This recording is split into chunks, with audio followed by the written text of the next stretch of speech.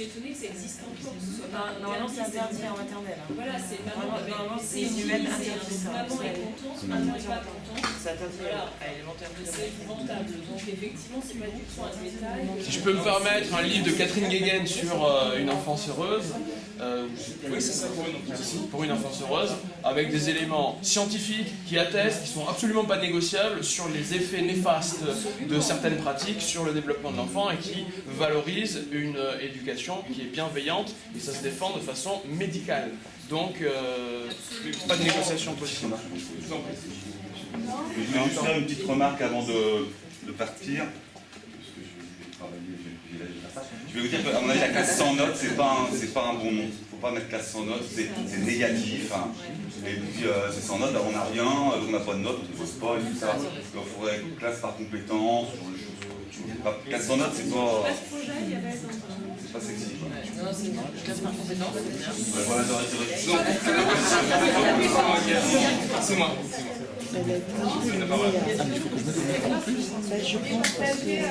Pardon.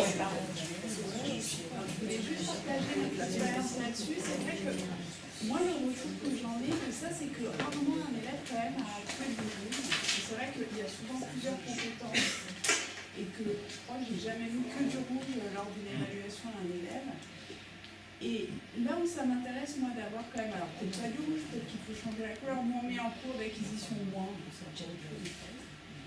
c'est aussi l'idée de la remédiation, c'est-à-dire pouvoir à un moment donné savoir que cet élève-là à cette compétence-là, il y a quelque chose qu'il n'a pas compris et qui nécessite plus de temps, qui nécessite à un autre moment d'être remédié et réévalué, parce que c'est comme ça qu'on procède. Et du coup, ça nous donne une information là-dessus. Donc, moi, l'idée de supprimer ce qui n'est pas acquis, ça me non, il ne s'agit pas de le supprimer, ça peut être de le marquer symboliquement d'une autre façon que par un rouge, pour qu'il passe chaque couleur et qui donne l'impression d'une balance, soit j'ai bon, soit j'ai pas bon, et qui soit très, très binaire. Je reviens juste sur un exemple, parce qu'on parlait de maternelle. La compétence faire du vélo, par exemple, elle est très différente aussi selon les âges. Je ne veux pas dire la même chose. Un enfant de maternelle, si je vais sur un vélo à 2 roues, il y a des chances qu'il tombe. Par contre, s'il fait du vélo à 4 roues, et s'il me demande s'il sait faire du vélo, je vais dire oui, tu sais faire du vélo, pour un enfant de ton âge. Donc, et je ne vais pas dire que c'est pas acquis, puisqu'il est en train d'acquérir les réflexes qui vont lui permettre ensuite d'enlever les roues. Donc nous, on est tout le temps avec les élèves en train de se préparer à ça. Donc c'est pour ça que indiquer avec une couleur rouge ou avec un signe négatif, c'est pas forcément nécessaire, d'autant plus que si on avait par exemple, je sais pas moi, comme j'ai dit vert foncé, vert clair, etc. Nous on sait bien que le vert clair signifie qu'il est en train d'apprendre, mais on parlait plus de la valeur symbolique de la couleur et de ce que ça signifie. Voilà. C'est pas qu'un détail. Alors, j'ai demandé à Anthony Bichard de partir du dépôt, parce que le projet dans son établissement, je ne veux pas dire qu'il résume ou il synthétise l'ensemble des vôtres, hein, absolument pas, mais ça va permettre d'éclairer ceux qui se lancent à la rentrée, notamment sur une présentation de sacoche rapide. Puis comment est-ce qu'on va passer de sacoche au bulletin, et ensuite on aura l'éclairage de ceux qui y sont, notamment Madame la principale d'Issora qui pourra nous donner un petit peu où est-ce qu'ils en sont comme information entre comment on est passé de la complexité quelquefois de sacoche, donc j'ai quelques éléments d'information, ça vous me le dire, à un bulletin qui soit adapté aux familles de notre contexte. Et c'est ça qui est intéressant et important. Anthony? Non, je sais plus. Alors juste pour présenter très rapidement, très succinctement ce que c'est pour ceux qui ne sont pas familiarisés avec. C'est un logiciel, donc on y a accès sur internet, qui permet d'évaluer les élèves par compétences en rentrant des référentiels qui sont personnalisés, c'est-à-dire tout le listing des différentes compétences que vous pouvez avoir qui sont disciplinaires ou interdisciplinaires. Vous pouvez les rentrer sur sacoche et après, suivant un système de couleurs par exemple, on peut valider à terme ou juste relever les différents niveaux d'acquisition. Ensuite, ça permet d'imprimer un relevé d'acquisition comme on a fait passer tout à l'heure. Je vais juste en projeter, j'ai un exemple très rapide. Je vais faire très rapidement parce que c'est vaste, mais ça reste un outil avec toute la complexité qu'il y a, avec toutes les possibilités qu'il y a, mais ça reste un outil en fait. Cet outil, il est puissant et il est variable et il est adaptable. Alors voilà, juste pour faire très rapide, ici c'est un exemple de référentiel de capacité que nous avons rentré dans mon collège, où on avait rentré en fonction du socle commun, et on avait rajouté aussi des entrées qui étaient spécifiques aux connaissances de chaque matière. Pardon, je passe très vite dessus parce que finalement c'est pas ça le principal. Ce qui est intéressant là-dedans, c'est quoi? C'est que à terme, on peut avoir un relevé qui est personnalisé pour chaque élève, où figurent les différentes capacités qui ont été évaluées au cours d'un trimestre, ou au cours même d'une période donnée. On peut l'éditer sur l'année ou sur une période donnée. Et on peut voir l'évolution sur les capacités pour des élèves. Par exemple, ici, pour Inès, ici, c'est calculé avec une formule. À ce moment-là, elle avait été évaluée 2 fois. Sur la première fois, elle avait le niveau bleu qui correspondait, nous, au niveau d'acquisition maximum. La deuxième fois, au niveau jaune. Voilà. Au-delà de ça, on peut rattacher ça aussi à des pourcentages qui, éventuellement, sont une piste pour raccorder la notion de capacité, de connaissance à des notes. C'est pareil, c'est très vite dit, mais ça nécessite une vraie réflexion parce que derrière tout ça, il y a le sens de la notation et le sens qu'on accorde à la validation de capacité. Donc ça implique des choix d'équipe, ça implique des choix d'orientation pédagogique qui soient validés par tout le monde pour que ça ait du sens en fait. Donc voilà, simplement pour faire rapide, l'intérêt de Sacoche c'est ça, c'est de pouvoir avoir un support pour rentrer les différentes capacités qui ont été évaluées au cours d'un trimestre. C'est un support qui est disponible, et là ce qu'Anthony est passé vite, mais attention, le support est disponible avec déjà des compétences, quelquefois qui sont oui, il y a des référentiels qui sont déjà préexistants, qui sont transmis et téléchargeables.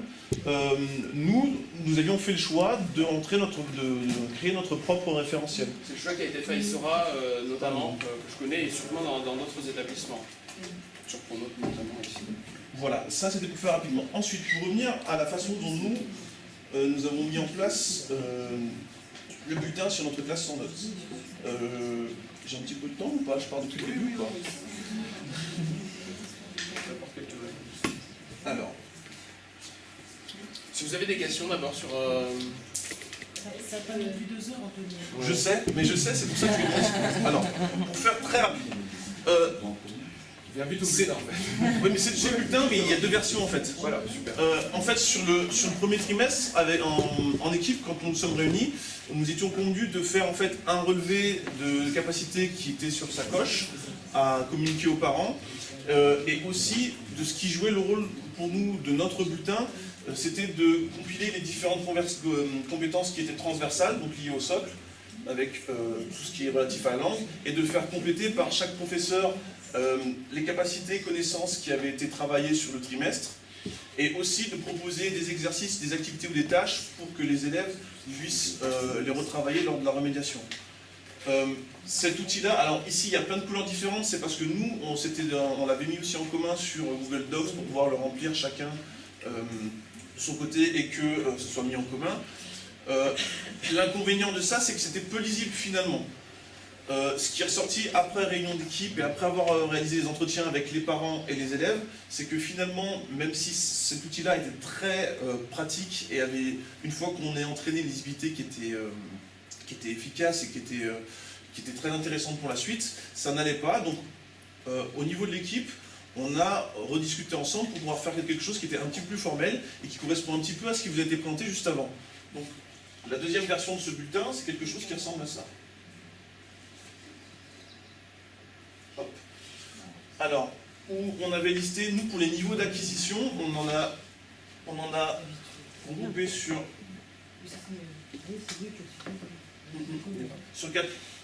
4 niveaux, donc ça part de la couleur bleue, vert, jaune, rouge. Toujours pareil, il y a aussi le souci de qu'est-ce qu'évoquent les couleurs avec la connotation positive ou négative. Nous, la façon dont nous l'avons énoncé, c'est le bleu correspond au niveau expert, le vert au niveau habitué, le jaune au niveau apprenti et le rouge au niveau novice. Sachant que dans la communication avec les parents, on jugeait qu'une capacité était maîtrisée dès lors que l'élève avait le niveau vert ou bleu. Sachant que le niveau bleu correspondait au niveau des exigences maximales. Voilà. Alors, dans la deuxième version du bulletin, on a remis une partie disciplinaire Alors ici c'est le squelette, je vous montre après une fois complété ce que ça donne. Où on avait des parties disciplinaires où on centralisait seulement les 4 compétences principales disciplinaires qui avaient été travaillées sur le trimestre. Le but c'était pas de faire quelque chose qui soit sans fin, mais d'essayer de synthétiser un petit peu les principales activités qui ont été mises en place au cours du trimestre. Et à la fin, on avait une partie qui était transversale.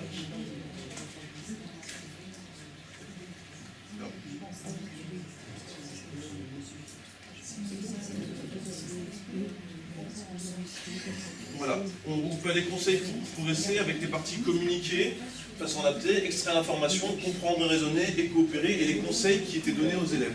Finalement, alors, de la même façon que ça vous a été expliqué tout à l'heure, c'était mis en place sur Google Docs pour pouvoir faire un travail collaboratif. De la même façon, sur la mise en, alors sur le côté technique, sur la mise en place, on a essayé de faire quelque chose qui ressemblait un petit peu à Sacoche dans la façon de le compléter pour que ce soit plus naturel pour les enseignants, étant donné qu'ils l'avaient déjà utilisé, c'est-à-dire que, en gros, pour remplir les cases avec les couleurs, il ne faut pas remplir juste avec l'outil, le pot de peinture. On tape un numéro, ça remplit directement la couleur, c'est-à-dire 1 pour la couleur rouge, 2 pour la couleur jaune, 3 pour la couleur verte, et 4 pour la couleur bleue, de façon à ce que ce soit le plus efficace possible et le moins chronophage. Finalement, ça donne quelque chose qui ressemble à ça pour un bulletin du deuxième trimestre. Il y a des couleurs, donc il y a par exemple en art plastique les 3 principales capacités qui ont été testées ce trimestre. Alors, il y avait une colonne niveau d'acquisition qui correspondait à ce qui a été évalué par les professeurs. Pareillement, au niveau des élèves, avant de faire un retour lors des réunions avec les parents et les élèves, on leur demandait aussi de s'auto-évaluer par rapport à ce qui avait été testé au cours du trimestre, pour voir s'ils étaient en adéquation avec ce que les professeurs attendaient d'eux ou non. Pareillement, donc ce dont je vous parlais tout à l'heure, pour la partie... Donc ça, c'est une fois que c'est exporté sous format PDF, il n'y a plus qu'à les imprimer en recto verso, et on avait les conseils pour... Alors ici, c'est la liste exhaustive, pour que ce soit plus visible, mais voilà les conseils qu'on pouvait retrouver sur les différentes compétences transversales: communiquer, extraire l'information, comprendre, raisonner et coopérer. Oui. Juste, donc, par rapport à Sacoche, tu réécris les compétences, il n'y a pas de lien. Parce que c'est vrai que sur Sacoche, il y a aussi un bilan qui apparaît. Du coup, tout à fait. Tout à fait. Alors sur Sacoche, on peut éditer un bilan comme ça, on peut même éditer un bulletin sur Sacoche. Ouais. Nous, dans le cadre de notre équipe, on l'avait proposé ça, ceux qui étaient plus familiarisés avec Sacoche, sauf que c'est toujours pareil, c'est une décision qui est collégiale, et en proposant ce type de bulletin sur Sacoche qui était déjà préexistant, il s'avère que en consultant les collègues, ils trouvaient que c'était trop compliqué à lire et à expliciter aux parents pour comprendre précisément ce qui se passait en fait. Okay. Donc en fait, pour taper les compétences que vous avez évaluées pendant le trimestre, vous mettez vos couleurs. Voilà. Et après, un histogramme peut apparaître ou... Alors après, les élèves ont toujours accès à tout ce qui a été évalué au cours du trimestre de façon précise, capacité par capacité sur Sacoche. Il suffit de se connecter, chaque élève a identifié un mot de passe, les parents ont accès, donc on peut voir le bilan exact pour chaque capacité et pour chaque professeur sur le trimestre. Ça, c'est vraiment, la volonté de ça, c'est de faire un résumé qui soit le plus lisible possible pour les parents et aussi pour les élèves.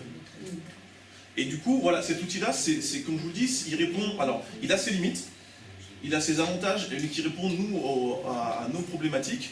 C'est-à-dire que voilà, c'est un outil qui pour le moment nous convient. Oui. J'ai une remarque par rapport à ce que je vois, par rapport à notre ressenti, et pour rebondir sur qu'est-ce qu'on met à la place des notes, on met rien en fait. J'avais quand même envie de souligner une chose, moi je travaille par compétence, par projet, et mon évaluation est celle qui a été décrite en séance plénière, voilà, que je mette des notes ou pas. C'est-à-dire que le fait d'avoir cette année une classe en notes n'a rien changé à ma manière d'évaluer. Donc ma note est la traduction chiffrée, voilà, d'une évaluation par compétence, etc. Donc on peut aller plus loin là-dessus, effectivement.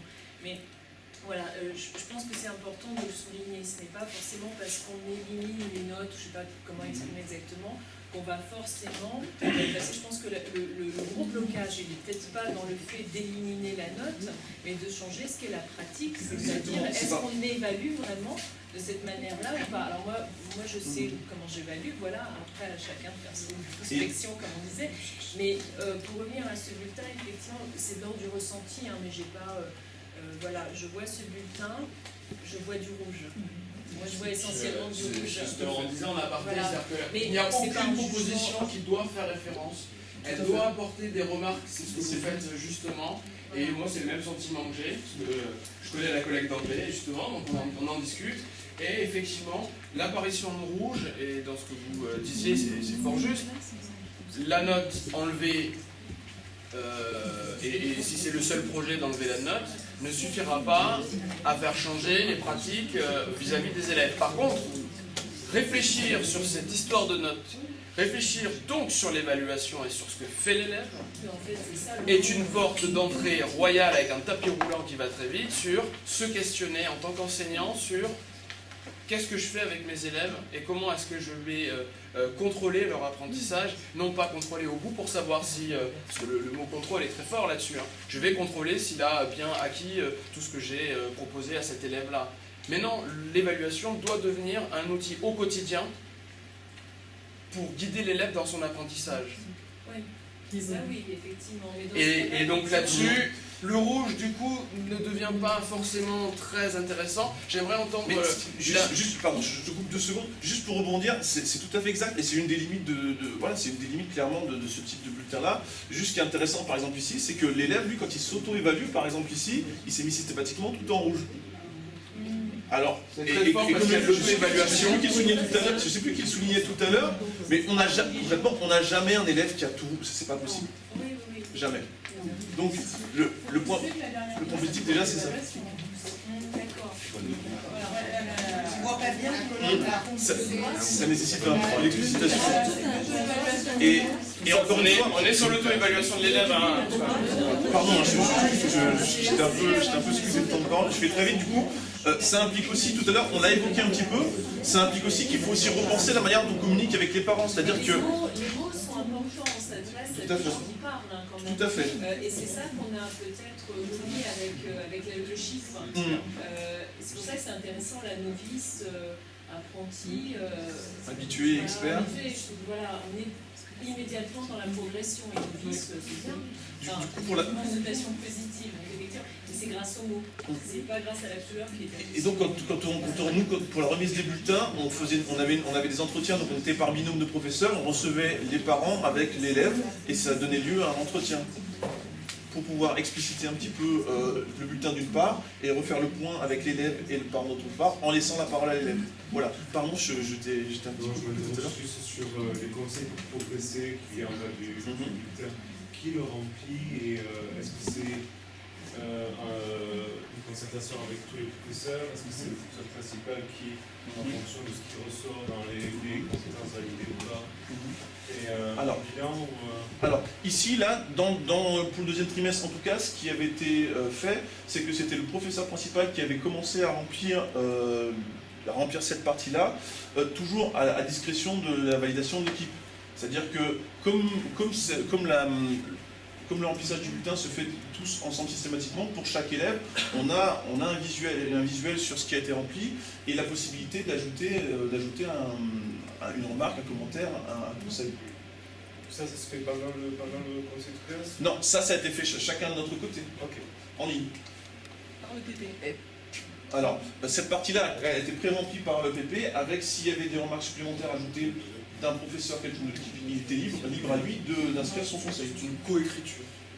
Mais parce que c'était ce qu'il demandait au départ, à la base, qui le remplit au départ? Est-ce que c'est chacun qui a libre accès à être comme il le veut ou pas? Mais est-ce que ça ne demande pas beaucoup plus de travail, beaucoup plus de temps pour... Alors, ce qui est... Si on se les remplit que par... Toujours pareil. Clairement, sans jouer la face, il y a un facteur temps qui est prépondérant. Je ne sais plus qui disait tout à l'heure que finalement, c'est pas forcément reproductible sur tous les niveaux, toutes les classes de tous les niveaux de la même façon, parce que l'investissement n'est pas le même. Certainement. Après, Après, sur la façon dont ça a été mis en œuvre finalement sur le deuxième trimestre, la mise en forme nous a permis de gagner pas mal de temps, en tout cas sur le remplissage, puisque chacun pouvait le faire de son côté sans attendre les autres. Sur la saisie des couleurs, on avait déjà tout ce qui était évalué au cours du trimestre avec le visuel sur sacoche, ça prenait pas non plus tant de temps que ça. Et surtout, avec les communications qui ont été faites précédemment, avec la façon de fonctionner de la classe en notes, on en parlait tout à l'heure, le rapport à l'élève est différent. Donc la façon dont nous on connaît nos élèves et dont ils se comportent, sur la communication que nous avons entre nous, c'est quand même plus rapide pour faire ressortir les idées principales qui caractérisent chaque élève. Et on a plus tendance à se répéter en fait. Oui. Oui, je voulais demander pour le transversal, parce que du coup, nous, sur Sacoche, on a plusieurs compétences qui sont évaluées par plusieurs professeurs. Et comment vous faites pour arriver à une seule couleur?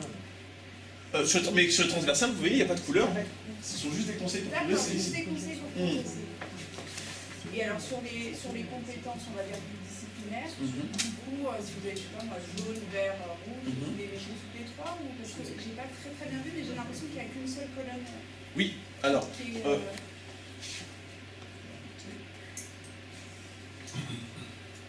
comment vous faites pour arriver à une seule couleur? Vous arrivez à une seule couleur sur une compétence? Alors ça, toujours pareil, c'est plusieurs choses. Un, c'est un paramétrage qu'on peut faire sur sacoche, par exemple. Ça dépend de combien est-ce que si une capacité a été évaluée plusieurs fois sur le même trimestre, est-ce qu'on tient compte seulement de la dernière? Est-ce qu'on prend en compte les deux dernières ou pas? C'est des réflexions par équipe. Voilà.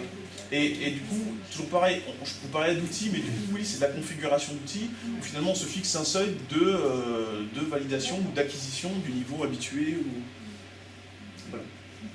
Une question maintenant. Moi, sur le bulletin et au-delà du bulletin, je m'interroge sur la communication. On parlait tout à l'heure de la communication aux familles. Et je m'interroge plus du conseil de classe dans ces conditions. Et est-ce que l'intérêt, c'est pas justement de prendre le temps de voir les familles avec les élèves et justement de profiter de cette partie conseil pour pas se retrouver dans une espèce de formalisme des conseils de classe où finalement on passerait de la même manière, on s'interroge sur ce que l'on va faire, mais on passerait de la même manière, qu'elle soit en évaluation par couleur ou avec des notes, on ferait la même chose. Voilà. Et du coup, dans cette dimension de communication aux familles, je crois qu'au-delà, et je reviens sur le précédent débat sur comment on s'explique et comment on explique aux familles, je crois que autant on a à déconstruire pour nous-mêmes, autant on a aussi à déconstruire pour les familles. Et plutôt que de leur parler de parallèle avec les notes, moi je préfère leur parler de valorisation de ce que savent faire leurs enfants, de la même manière qu'on le fait pour le parcours en termes d'orientation. Voilà, c'est un peu ce parallèle. Et donc je reviens sur la façon de communiquer avec les familles. Nous on s'interroge sur qu'est-ce qu'on fait du conseil de classe et comment on restitue tout ce travail aux familles. Est-ce que le temps passé en conseil de classe, finalement, il ne vaut pas mieux le passer à recevoir les familles et les élèves et à dire des choses et à verbaliser ce qu'on a essayé de... Il y aurait donc un conseil de synthèse de l'équipe pour permettre effectivement d'avoir une vision croisée sur l'évaluation. Je sais que parmi vous, il y en a beaucoup qui le font déjà. On fait une réunion de travail en fait, c'est une réunion de travail. Et puis voilà, c'est une réunion de travail où on est tous ensemble, on valide les compétences au carrefour des matières, on les valide ensemble, parce que c'est un gros... Autrement. Il faut quand même 2 heures, 2 heures et demie pour faire, c'est beaucoup plus long qu'un conseil de classe, la réunion de travail. Juste pour rebondir une dernière fois sur ce que disait Mme Orbach, justement, nous, dans le cadre de ces entretiens avec les parents et élèves, qui se substituent du coup au conseil de classe traditionnel, tel qu'on a plutôt l'habitude de le voir, on met en place aussi cette feuille-là, je vous la présente rapidement, très simple, c'est une fiche avec un sac à dos. Et dans le sac à dos, on met certaines petites choses. Et comme on laisse un temps de parole à l'élève pour s'exprimer sur ce qui s'est passé sur ce trimestre, sur les choses qu'il a travaillées, on le laisse verbaliser des objectifs que lui se fixe. Il va noter sur la fiche sac à dos, et cette fiche sac à dos-là, elle est emportée à la maison, mise dans la chambre, ou sous le frigo, ou au-dessus du lit, avec des objectifs que eux se fixent par trimestre. Évidemment, qui sont personnalisés et qui font suite au bilan trimestriel qui est fait par l'élève. Et de la même façon, même le parent, en fait, sur cet entretien, il y a un tout petit protocole, il n'a pas droit à la parole au début. Au début, c'est juste l'élève qui s'exprime, qui fait un retour sur ce qui se passait au trimestre, le professeur qui prend la main ensuite, et enfin, le parent à la fin, qui, s'il a des questions à poser ou des remarques à faire, intervient. Et en général, c'est... Alors, évidemment, encore une fois, ça nécessite un petit peu de temps, ça c'est clair, on est d'accord. Le résultat, par contre, est assez bluffant. À la fois au niveau des élèves, à la fois au niveau des parents qui sont juste impressionnés de voir leur enfant capable de verbaliser certaines choses, d'argumenter, de se positionner. Même au niveau des émotions que ça peut faire remonter, ça peut être assez spectaculaire. C'est-à-dire, on a eu par exemple des élèves qui finissaient en pleurs, simplement parce qu'ils se trouvaient qu'ils étaient bien et qu'ils se rendaient compte qu'ils étaient finalement en réussite dans certains domaines, et plutôt en très bonne réussite, ce dont ils ne se pensaient pas forcément capables. Donc voilà, encore une fois, il y a de nombreuses contraintes, il y a des paramètres dont il faut tenir compte, mais il y a des vraies avancées, il y a des vraies choses qui sont positives là derrière. Et encore une fois, c'est perfectible, forcément, c'est à adapter en fonction de comment ça se passe, de la façon de fonctionner de l'équipe, du profil des élèves, des moyens qu'on a à disposition. C'est pour ça que, comme on disait tout à l'heure, sur chaque chose que nous on va présenter, il y aura forcément des choses qui sont à discuter, qui peuvent être améliorées, qui peuvent être des très bonnes idées que nous on va pouvoir piocher. C'est tout l'intérêt d'échanger là-dessus. En fait. Et aucune équipe ne nous a dit nous avons atteint notre objectif. On a réfléchi sur tous les flancs, autour de l'école, etc. À chaque fois, on nous a dit il y a encore ça qu'on n'arrive pas à voir, on aimerait bien échanger, etc. Notamment là, il y a l'histoire de la discipline positive. J'aimerais entendre l'intervention de la principale. Si j'ai bien compris, vous faites une réunion de travail, comme on fait nous, voilà, pas de conseil conseil de classe, c'est voilà. ça. Une synthèse qui est la même beaucoup chose, plus rapide, voilà. c'est ça. Et les entretiens avec les parents par binôme de Nous aussi, professeurs. on fait la même chose. Mais moi, je m'étais posé la... Oui, nous aussi, on met toute l'équipe et pareil. Mais moi, je m'étais posé la question concernant les parents d'élèves, des représentants de parents d'élèves. Au premier trimestre, comme c'était tout nouveau, on avait fait le choix de ne pas les faire venir parce que nous-mêmes, on découvrait le fonctionnement. Au second trimestre, ils étaient là. Et je ne sais pas comment est-ce que vous fonctionnez par rapport à ça. Lorsque vous faites cette réunion de travail, est-ce que la fédération de parents d'élèves est présente ou pas? Elle n'est pas conviée, mais si jamais elle émet la... Il n'y a pas une demande des... Parce que c'est très frustrant en tant que représentant des parents d'élèves de ne pas... Ils ont l'impression qu'on leur relève leur conseil de classe alors que les autres l'ont, vous voyez, il y a une question de... Nous, en fait, comme sur le... Pour les parents, en tout cas, alors pour les représentants des parents d'élèves, c'est un point d'interrogation, parce que oui, encore une fois, comme on est en train de repenser le conseil de classe, quid justement de leur place, ça c'est important du parent d'élèves, on est en direct avec les parents. C'est une question qui est en suspens. Elle a pas... Pour votre information, cette équipe-là a travaillé toute seule, de façon contrôlée de très là. C'est-à-dire qu'en fait, ils en sont. C'est aussi des personnels qui s'étaient posé toutes les questions que les personnes qui s'étaient posé les questions avant et se sont dit mais pourquoi on n'a pas depuis déjà des années fait cette classe sans notation? Et donc on adapte par rapport au taux horaire d'un enseignant. Et ce qui fait que toutes les 2 semaines, on a une après-midi entière de réunions pédagogiques. Et après, le vendredi matin, on a des réunions de langue, parce qu'avec les sections internationales, tout ça, il y a besoin.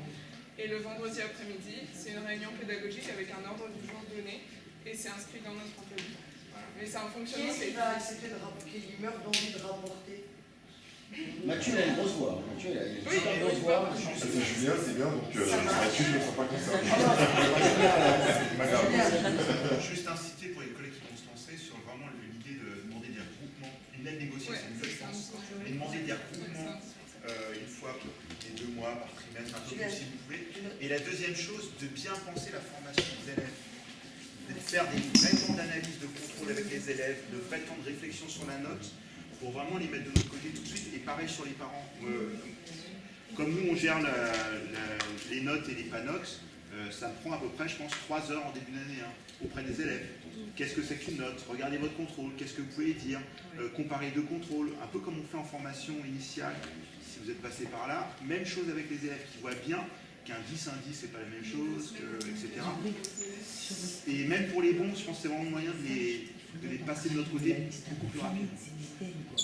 Alors, moi, il n'y a que moi qui l'ai dit, je ne sais pas si vous êtes d'accord sur la question de ciblage qui me semble vraiment primordial dans ce qu'on fait. Ouais, simplifier, pas être trop jargonneux d'autre part sur les bulletins, et puis cibler. Quoi. On ne peut pas faire du LPC avec 100 items ou socle commun. C'est pas possible pour nous, pour les parents, pour les élèves. Et d'ailleurs, dans les nouveaux programmes, moi j'ai regardé Mais- l'histoire géographie. mais ça reste. Ils ont noté des compétences globales, il n'y en a pas beaucoup, et après des composantes. C'est-à-dire qu'il y a se repérer dans le temps et l'espace, c'est une compétence générale, il doit y avoir raisonner, il doit y avoir pratiquer différents langages, et après ils ont mis les composantes. Et c'est vrai que Oui, mais- rester sur le générique et puis après... Oui, mais reste que si le prof doit faire des croix dans tous les sous-domaines, tu vois, on y va. Et regrouper, c'est pas si facile que ça, parce que il y a entre regrouper pour la communication en famille, c'est clair, il faut regrouper, il sait que son enfant sait communiquer à l'aide de langage scientifique, pour la famille, ça doit suffire. La question, c'est au niveau de l'élève, est-ce qu'il faut descendre au niveau de par un graphique, par un schéma, voilà, c'est ça la question qui... Parce qu'il a mis un titre, un nom aux axes, parce que son plan mis avec précision. Le sous-système, c'est sans fin. Et puis est-ce qu'il n'y a pas aussi, parce que je vais un peu en porte-à-faux par rapport à nos textes, mais est-ce qu'il n'y a pas de l'enseignant le devoir de faire des choix? On ne peut pas tout faire, quoi. Enseigner, c'est choisir. Moi, j'ai un cycle de 10 heures, 12 heures, je ne vais pas faire tout le programme, quoi. Je ne peux pas. Donc je vais choisir 3 choses pour cette classe-là, pour ce gamin-là qui est primordial et qui ne sera peut-être pas dans un autre bahut, qui ne sera pas le même, mais moi, mon choix pour cette classe-là, c'est ça, ça et ça. Point barre. Le reste, bah, on fera l'année prochaine, on ne fera pas. Mais il y a des choses... C'est l'esprit du collège de 2016. Les textes sont obligés dans cette... Je pense que c'est vraiment obligé. Je suis désolé, il nous en manque un et l'élève va nous tuer si on Ah, faut que je le rende? C'est avec les gîtes. Avant tout, Je me permets juste, vous avez bien finir, j'ai quand même une petite question là pour la mise en place aussi. On a eu donc une formation avec des géographes qui étaient venus, qui nous ont dit que c'était bien aussi que les enseignants se répartissent les compétences transversales. Donc, par exemple, le premier trimestre, le prof de maths, le prof d'histoire, le prof de français, il a eu telle compétence, etc. Concrètement, est-ce que quelqu'un dans son établissement l'a fait? Si oui, est-ce que vous auriez un exemple du calendrier comme vous l'avez mis en place? Est-ce que 2 enseignants de 2 matières différentes peuvent évaluer en même temps les mêmes compétences transversales, ou est-ce qu'on fait trimestre par trimestre? Voilà, si quelqu'un... Nous, on l'a beaucoup fait sur français-histoire parce que c'était assez facile. Mais effectivement, alors nous, c'était facile d'autant plus qu'on avait une heure et demie de co-animation. Donc du coup, on était 2. Et notamment, on a travaillé énormément sur le récit historique, où du coup, était vraiment évalué des compétences transversales du coup, dans nos 2 matières. On faisait des... Voilà. Mais on a aussi pu le faire de manière séparée, c'est-à-dire qu'on avait une petite grille en fait, avec différents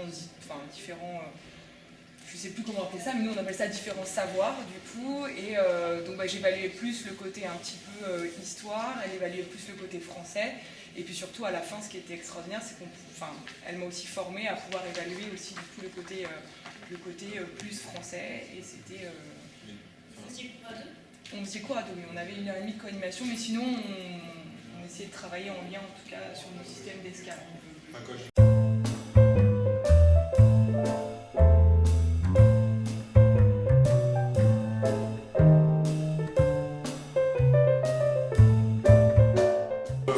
Sur l'atelier concernant les outils, donc je vais faire assez court, et effectivement c'était trop court. Je crois que les collègues avaient vraiment envie de partager leur expérience, et il y avait encore plein de choses à dire, donc je vais essayer de, sans trahir leur pensée, de vous faire part des 5 points qui ont vraiment marqué les différentes interventions.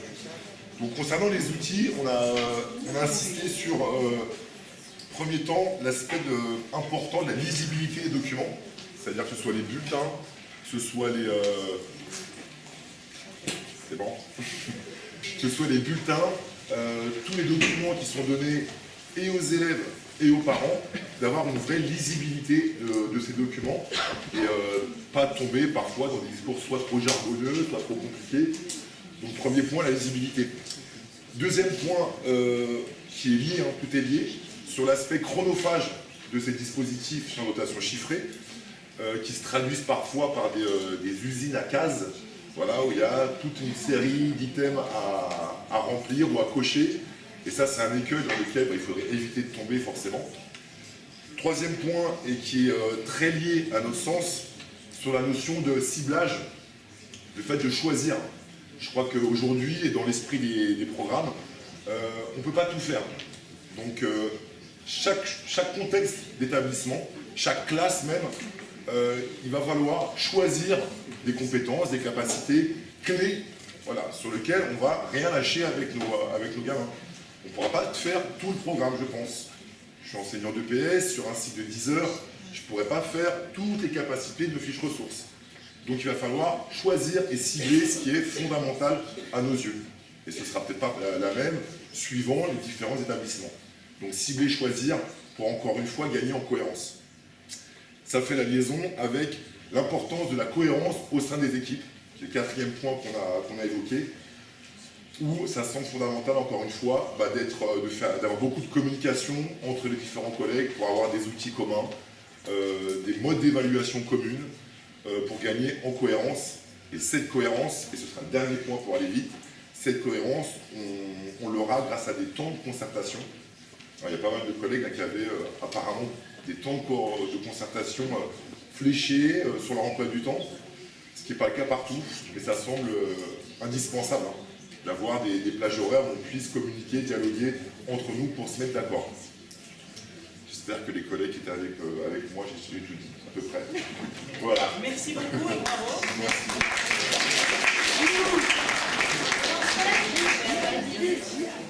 On enchaîne.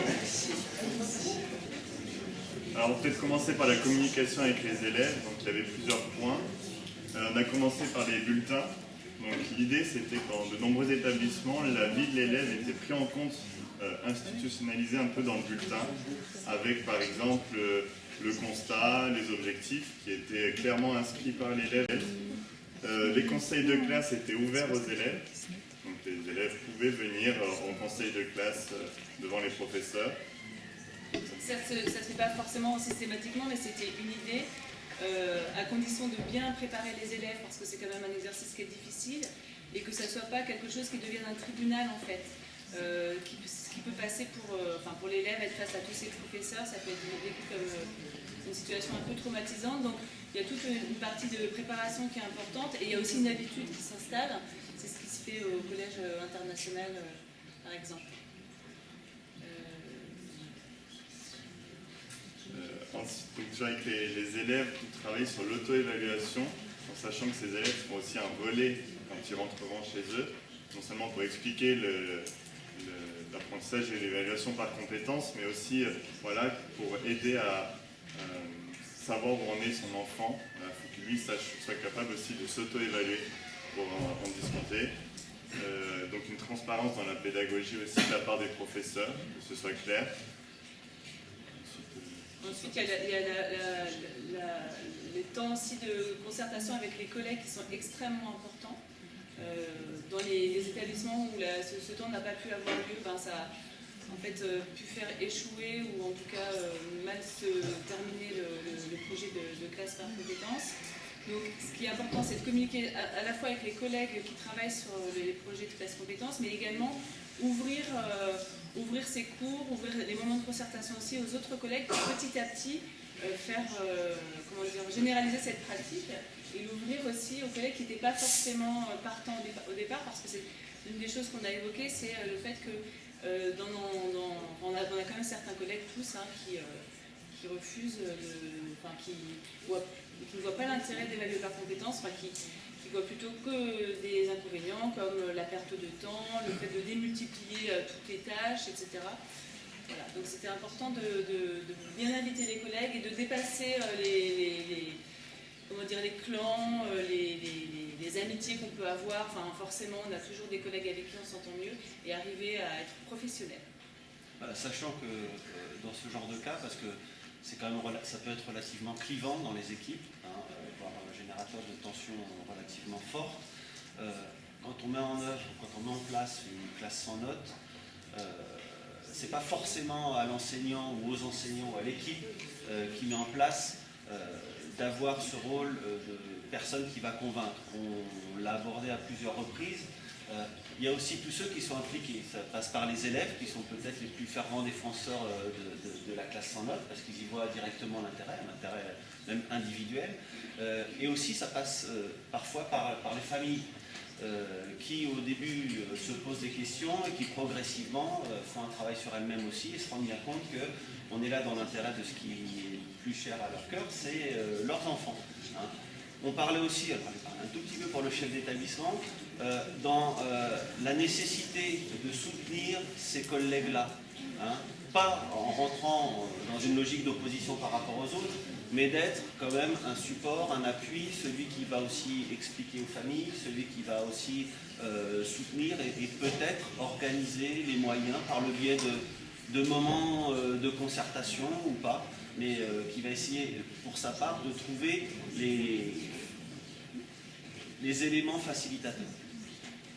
Voilà pour les familles, donc on n'estimait pas nécessaire qu'il y ait une communication en amont, ça peut même être un problème ensuite.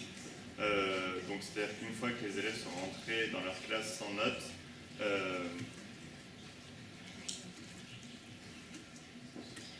une fois que les élèves sont rentrés dans leur classe sans notes, communiquer rapidement avec les familles, leur expliquer ce qu'il en est, faire des points régulièrement.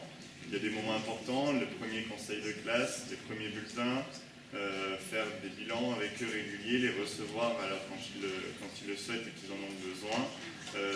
C'est grâce à ça aussi que ça va fonctionner parce qu'il y a certaines familles qui vont être très réfractaires. Pourquoi pas faire témoigner d'anciennes familles réfractaires qui finalement ont dit que c'était peut-être pas une mauvaise chose. Donc rapidement et régulièrement.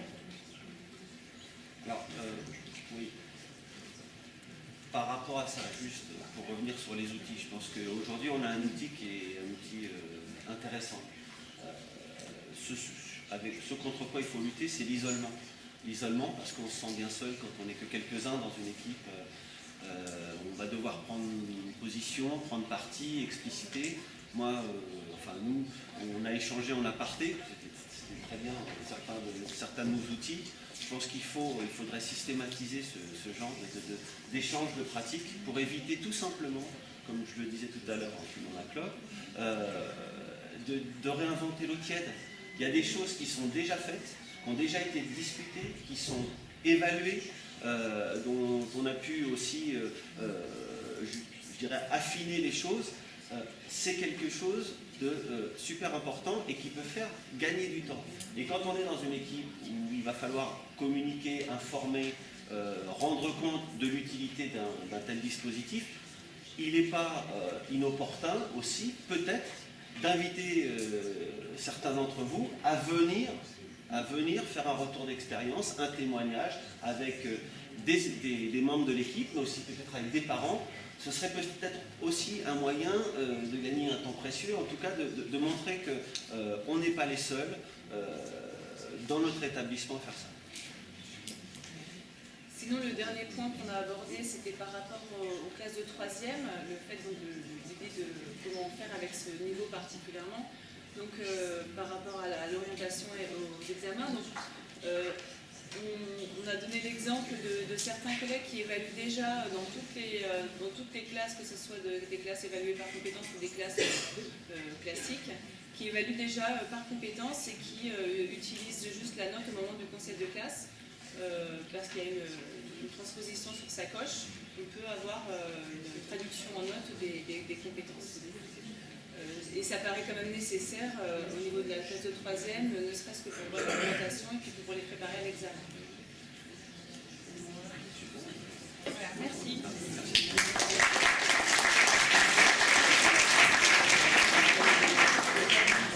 On a travaillé autour des outils à mettre en œuvre pour la classe sans notes. Et finalement, on a dégagé 4 points forts et parlé de plein de choses autres que les outils. Donc la première idée, c'était que quand on s'engage dans ce type de démarche, il faut un lien fort avec le premier degré et aussi avec les familles et les élèves. Voilà, c'était une première idée forte. Deuxième idée, que quand on allait mettre en œuvre ce travail, il allait falloir induire une démarche de collaboration entre les équipes et d'harmonisation des pratiques. Et là, on s'est beaucoup posé la question de quelles compétences évaluer, avec quel outil. Donc on a beaucoup parlé d'outils sacoche. Et finalement, il y a des collègues qui étaient déjà entrés dans le projet et qui nous ont dit, finalement, il ne faut pas se poser la question de quelles compétences évaluer en premier, il faut monter un projet sur une classe et les compétences transdisciplinaires en découleront. Donc finalement, on a remis la dialectique sur ses pieds un petit peu. Voilà. Et un dernier point, c'était que finalement, tout ça posait la question de l'évaluation. Voilà, en ce moment, on s'interroge beaucoup sur qu'évaluer, comment évaluer. Alors on a parlé du problème du retour des notes en troisième, de à quel moment rebasculer en classe notée ou pas rebasculer en classe notée. Et finalement, il y a des pratiques très différentes dans l'académie et c'est ce qui fait la richesse. Voilà.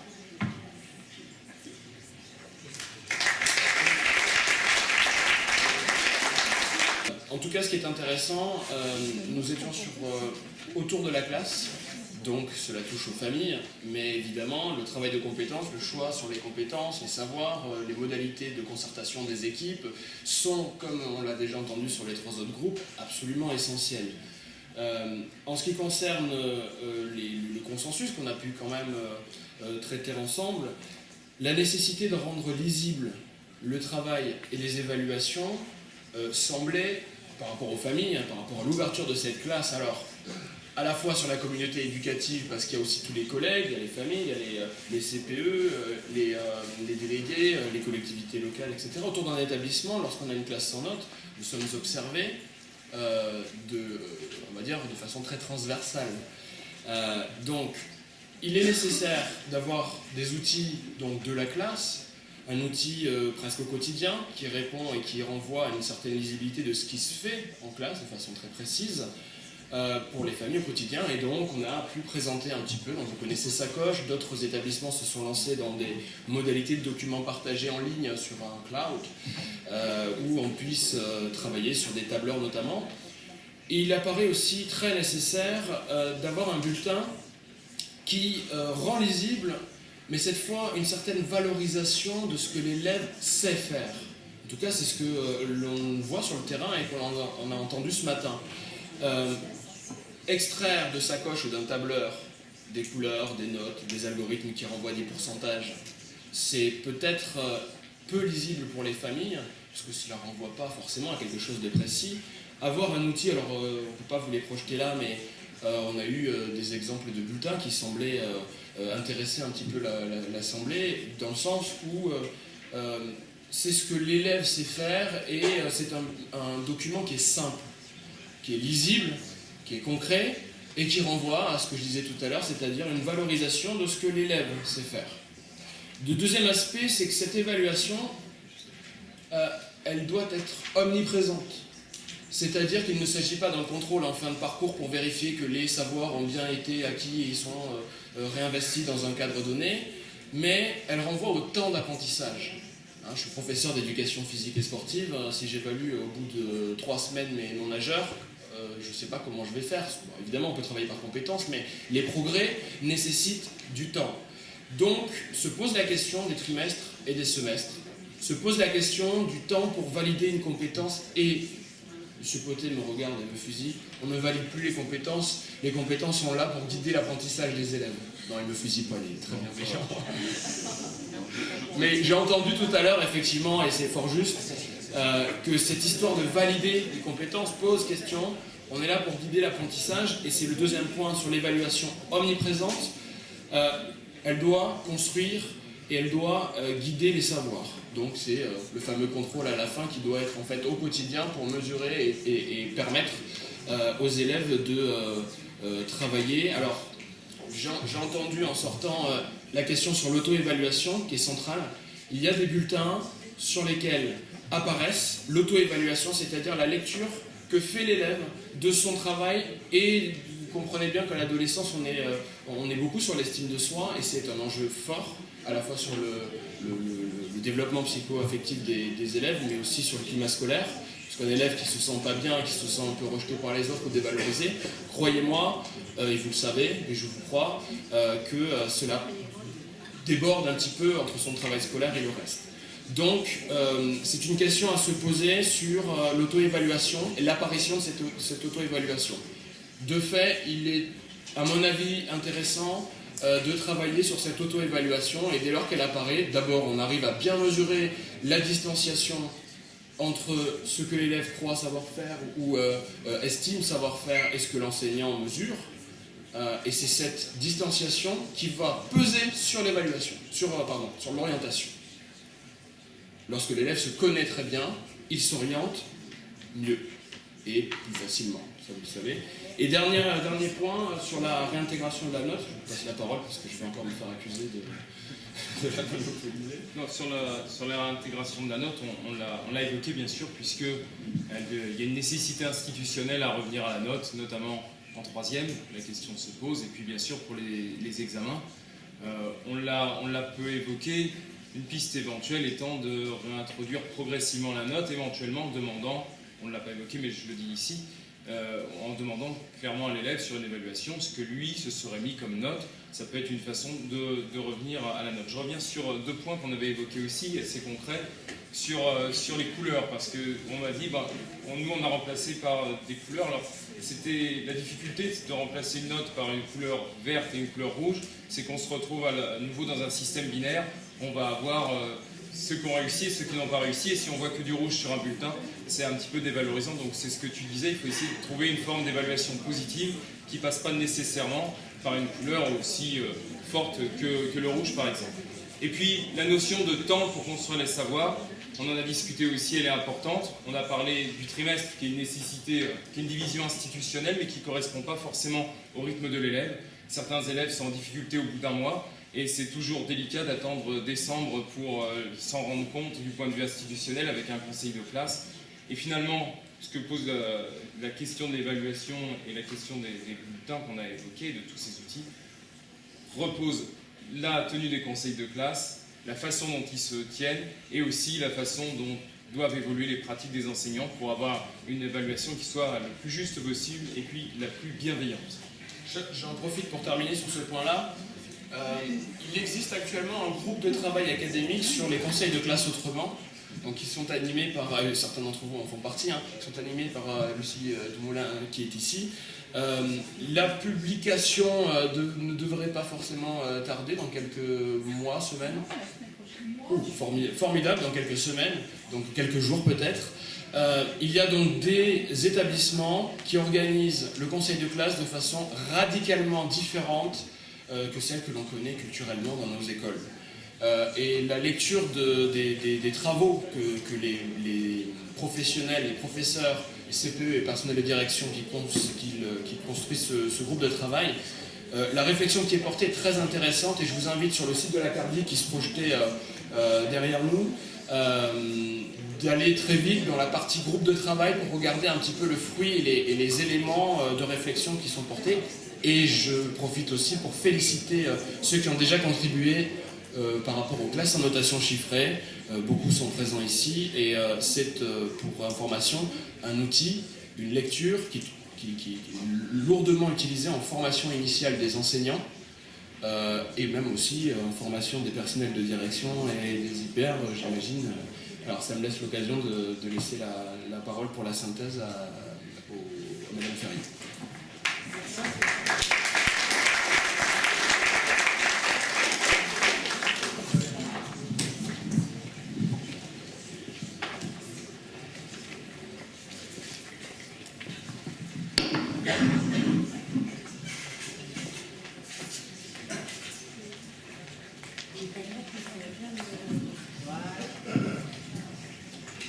Alors, on arrive au terme de cette première étape sur le travail que nous entreprenons sur les classes en notation chiffrée. Pourquoi je dis première étape? Parce qu'en fait, comme je l'ai rappelé tout à l'heure, cette demi-journée, elle a pris naissance lors d'une rencontre précédente, lors d'une journée de l'innovation académique à la demande des acteurs. Donc on n'avait jamais, et c'est une première, décidé de prendre un moment de travail pluricatégoriel en invitant à la fois des enseignants et des chefs d'établissement à essayer de discuter des problèmes qui se posaient sur les projets qu'ils mettaient en œuvre. Ne sachant pas comment ça marcherait, on s'est dit on va commencer par une demi-journée et puis on va voir. Moi j'ai fait le tour des ateliers et j'ai vu avec beaucoup de satisfaction quelle était la frustration d'un bon nombre d'entre vous sur le fait que finalement on n'était pas allé au bout. Ce qui me fait dire qu'on doit trouver le moyen de continuer sur le travail qu'on a engagé et qu'on puisse encore l'amplifier parce qu'il y a un certain nombre d'établissements qui n'ont pas pu être là aujourd'hui et qui auraient souhaité pouvoir l'être. Donc là-dessus, j'ai 2 propositions à vous faire que j'ai partagées avec les collègues de l'équipe. La première, c'est qu'on fasse sur le site de la CARDI une espèce de boîte, une espèce de cartable, quelque chose, qui commence par regrouper ce que l'on a fait aujourd'hui. D'accord ? Et qui soit, j'ai envie de dire, le début des traces écrites d'un réseau qu'on pourrait peu à peu construire et constituer. Je pense que les réseaux, ça ne se décrète pas. Les réseaux, ça existe à un moment donné quand on fait le bilan qu'il y a effectivement des choses qui se partagent. D'accord ? Oui ? Est-ce que justement on pourrait aussi envoyer régulièrement des outils, des choses qu'on pourrait faire ? Alors, on va donc, ça c'est la deuxième proposition, donc dans un premier temps, ce qu'on va très vite faire, parce qu'il y a des collègues qui me l'ont demandé, c'est déposer ce qui est déjà fait, c'est-à-dire les 2 diaporamas et les quelques ressources que vous avez bien voulu apporter ou envoyer. D'accord ? Après, l'idée, c'est de continuer pour qu'effectivement, on devienne un réseau vivant et qu'on ne dépose pas que des choses fixes. D'accord ? On va essayer de réfléchir en termes de solutions techniques à la façon la plus simple possible, parce qu'on est noyé dans les réseaux professionnels auxquels on appartient tous les uns les autres, et il ne faut pas non plus que ça prenne 4 heures quoi, pour les acteurs. Donc on va essayer de réfléchir à l'ergonomie la plus simple, qui permettent les échanges les plus riches et les plus complets. Ça, c'est la première chose. La deuxième chose qui me semble importante, au début, on s'était dit, à la rentrée prochaine, au premier trimestre, on fera une journée complète pour continuer cette demi-journée. Mais en fait, je me dis qu'avec une journée complète, on risque fort d'avoir le même type de frustration. Et tout ce que j'ai entendu sur ce que permettait la richesse des échanges à l'échelle de territoires entre établissements, me fait m'interroger. Alors il faudra qu'on en soit capable, il faut qu'on mesure, mais en même temps, ce matin, moi j'ai un peu cheminé en me disant, est-ce que ça vaudrait pas le coup finalement de faire des demi-journées d'études ou des journées d'études décentralisées sur les territoires avec des établissements voisins ? Ce qui permettrait du coup des échanges beaucoup plus simples. Ça n'exclut pas qu'on peut trouver de bonnes idées chez des gens qui sont très loin, on est bien d'accord, mais en même temps, ça veut dire qu'on peut avoir des pratiques de mutualisation beaucoup plus avancées, beaucoup plus poussées sur la notion du territoire. Et j'en veux pour preuve la façon dont un des collèges a fonctionné, qui est le collège de Fontenay, qui a pu inviter des collègues à venir voir, qui est allé voir en classe d'autres collègues des établissements d'à côté. Et ça, je pense, alors on parlait tout à l'heure de formation entre pairs, c'est même plus de la formation entre pairs, c'est du développement professionnel comme il n'en existe pas de plus efficace. C'est-à-dire que avoir un réseau dans lequel chacun à son tour, on est celui qui agit, où on est celui qui a la position de ce qu'on appelle à la CARDI l'ami critique, pour moi, je pense que c'est une vraie bonne manière de faire avancer les choses, de se rendre compte aussi, d'apprendre à cultiver aussi au niveau des enseignants le statut de l'erreur, parce qu'on peut difficilement le faire jouer par les élèves et continuer à fonctionner comme s'il fallait toujours qu'on soit parfait. Et ça va être ma conclusion, c'est-à-dire qu'il est normal que tout ne soit pas réglé du premier coup. Il est normal qu'on connaisse des difficultés quand on décide de faire autrement. Il est normal qu'on tâtonne, qu'on s'interroge, qu'on revienne, Voilà. C'est ça l'expérimentation. C'est ça l'innovation. Et moi je dis que il vaut mieux être dans cette situation de recherche-action, de prendre le risque de faire des erreurs et de se tromper, mais de bouger, plutôt que l'inverse. Et je dis souvent à certains collègues ou dans certaines assemblées que je ne suis pas tout à fait d'accord avec le fait que ce sont toujours les gens qui prennent des risques, qui osent essayer de changer un certain nombre de réalités qui ne sont pas très satisfaisantes, parce que quand même les échecs massifs de toujours les mêmes élèves dont je parlais tout à l'heure, c'est pas très satisfaisant. C'est toujours à ces gens-là qu'on demande des comptes. Ne vous laissez pas faire. Oui, vous réussissez des choses formidables dans les classes en notation chiffrée. Oui. Et il faut le dire haut et fort. Et le fait que vous puissiez éprouver des difficultés sur tel ou tel des aspects de l'organisation des classes ne remet pas en cause le fait que vous pouvez dire que tous les élèves progressent, ou que vous pouvez dire qu'il n'y a pas d'élèves qui décrochent, ou que vous pouvez dire, etc., etc. Et ça ne veut pas dire que les autres font mal, ça veut dire que c'est à votre actif et que personne ne peut vous l'enlever. Voilà.